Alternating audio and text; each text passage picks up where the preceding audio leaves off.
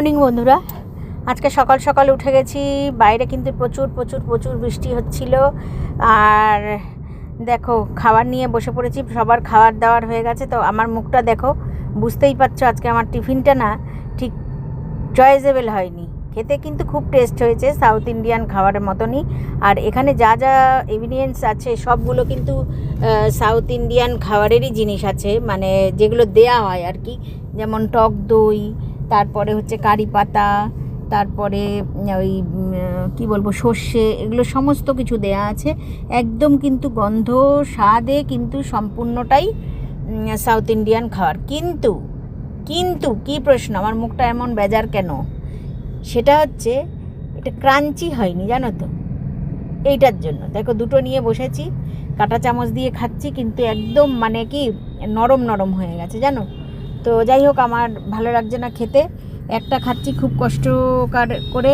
আর এই চাটা ভালো হয়েছে খেতে, কিন্তু রুটিটা কিন্তু আমি বলছি না একবারও টেস্ট খারাপ হয়েছে, টেস্ট খুব ভালো হয়েছে।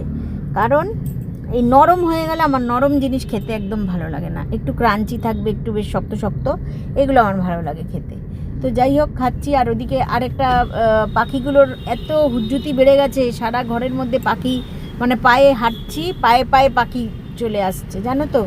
সেটা তোমাদেরকে আরেকটা ভিডিওতে দেখাবো, যে কিভাবে পায়ে পায়ে পাখিরা ঘুরে বেড়াচ্ছে, মানে চারিদিকে ঘরের মধ্যে, নিচে। এখন আগে তো উঠতো, এখন সারা ঘরে ওরা খেলছে। মানে যদি ঠিকঠাক করে না দেখে চলি, ফট করে লেগেই যাবে পায়ে পায়ে, এরকম ধরনের। ওটা আমি আরেকটা ভিডিওতে তোমাদেরকে শেয়ার করব, দেখতে পারবে। ভালোই লাগে এগুলো।